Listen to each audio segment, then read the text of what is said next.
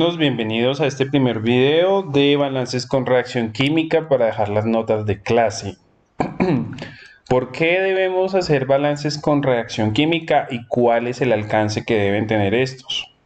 Hasta el momento nosotros hemos hecho en el curso balances a sustancias químicas que se conservan, químicamente hablando, cuando se tratan de procesos puramente físicos, es decir, tenemos vaporizaciones, condensaciones y esos son cambios físicos más no cambios químicos. La formulación de ecuaciones de balance por componente que tome en cuenta la reacción química requiere un grado de sofisticación científica relativamente mayor por el tema de la transformación química de los reactivos y de los productos. Es así que se deben establecer formas o fórmulas moleculares para los componentes químicos y se debe comprender la transformación química mediante las ecuaciones estequiométricas, las mismas que veíamos en los cursos de química. Entonces, primero se estudiarán ecuaciones estequiométricas para que podamos construir balances por componente y podamos resolver balances de materia con transformación química. Y primero pues se comenzará por el caso donde ocurre una única reacción química dentro de un sistema o dentro de nuestros sistemas y después extenderemos el nivel de dificultad a sistemas que incluyan varias reacciones químicas simultáneas. El balance por componente con reacción química básicamente se basa en el principio de la conservación de la materia en un sistema abierto, en estado estable, ocurra o no ocurra reacción química.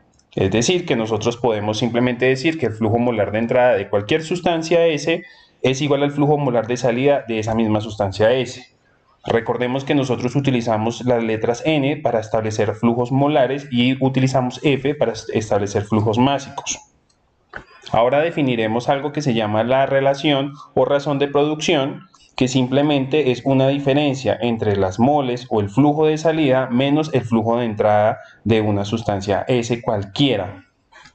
Si nosotros en un problema de balance de materia, en vez de tener flujos molares, tenemos flujos másicos, pues los flujos másicos los podemos pasar a flujos molares simplemente dividiendo entre el peso molecular de esa sustancia S. Es decir, que la razón de producción nos dará una idea de cuántas moles se consumen o cuántas moles se generan o se producen de una sustancia cualquiera en un balance con reacción química.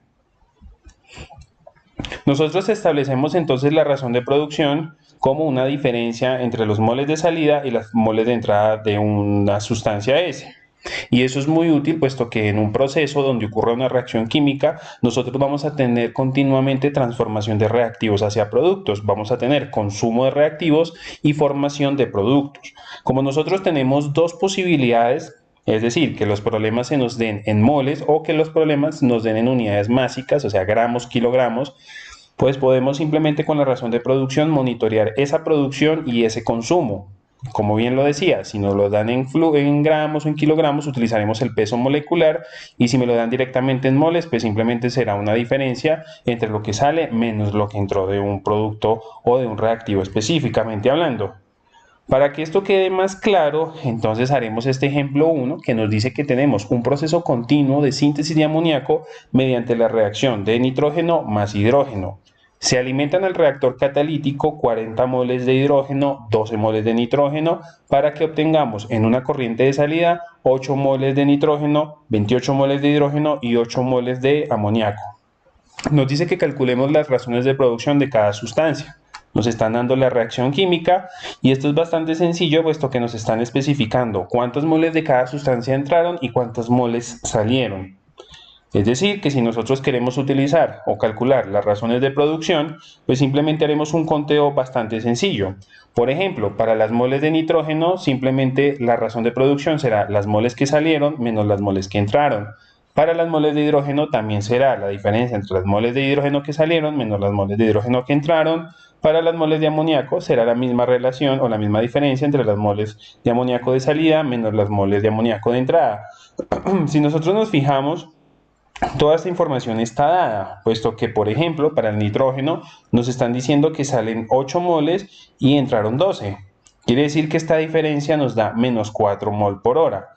Si hacemos, por ejemplo, la misma razón para el hidrógeno, nos da que entraron 40 y salieron 28 para un consumo de 12. Y en el caso de amoníaco, pues no entró ninguna mol y se produjeron 8 debido a la transformación química de los reactivos.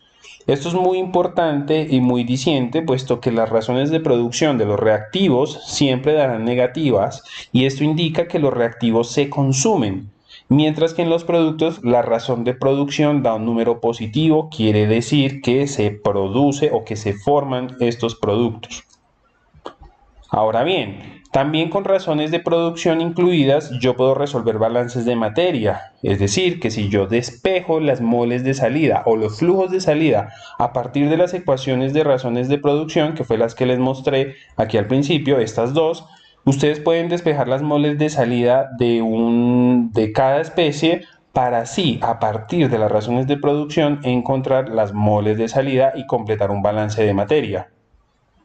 Las razones de producción son independientes y esto es que, o la razón de esto es lo que produce de una especie se pierde de otra en esta producción. Quiere decir que si la razón de producción en el ejemplo anterior fue de 8 moles, significa que para que se produjeran 8 moles de amoníaco se tuvieron que haber consumido 12 moles de hidrógeno y 12 moles de nitrógeno. Quiere decir que estas variables están correlacionadas y se tomarán como valores que no son independientes. Y esto se explicará más adelante con la tabla de grados de libertad.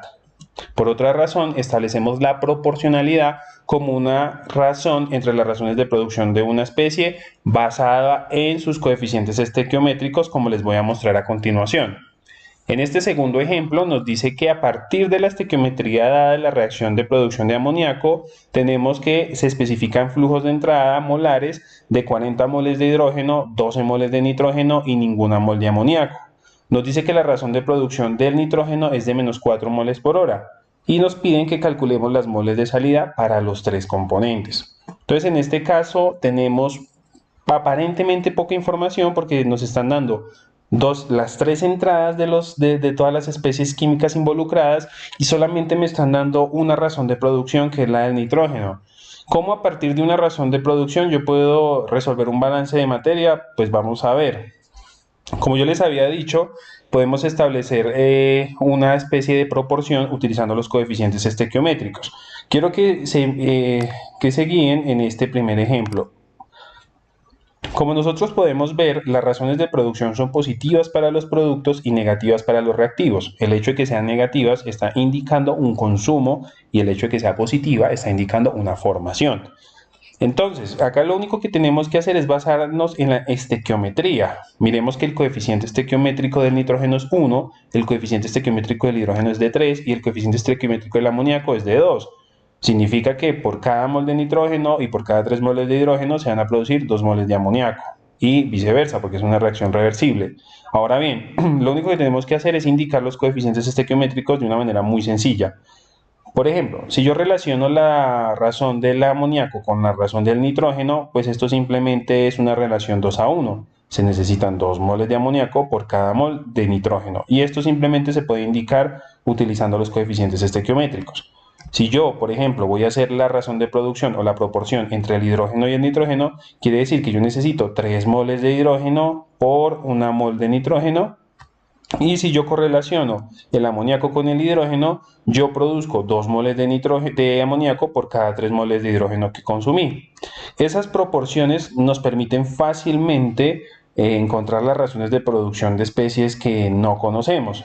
Por ejemplo, en este caso podemos despejar la razón de producción del amoníaco, ya que yo conozco la razón de producción del nitrógeno, que es de 4. Entonces, si yo aquí sustituyo en esta expresión 4, que es lo que vale, menos 4 es la razón de producción, entonces esto permite fácilmente poder despejar la razón de producción del amoníaco, simplemente despejando. Menos 4 por menos da 4 y 4 por 2, 8. Y aquí ya tengo la razón de producción del amoníaco.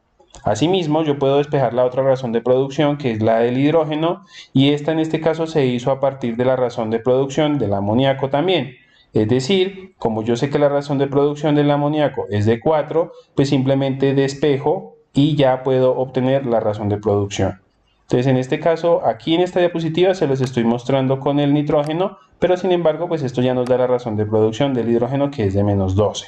Tiene mucho sentido que la del producto me hayan dado positivas y la del otro reactivo me haya dado negativa. Eso indica consumo y formación.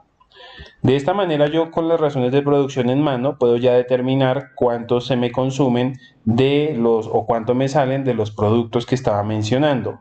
Por ejemplo, con las expresiones que yo les comenté, que es la definición de los balances de materia a partir de las razones de producción, yo puedo despejar las moles de salida de cada uno de los componentes.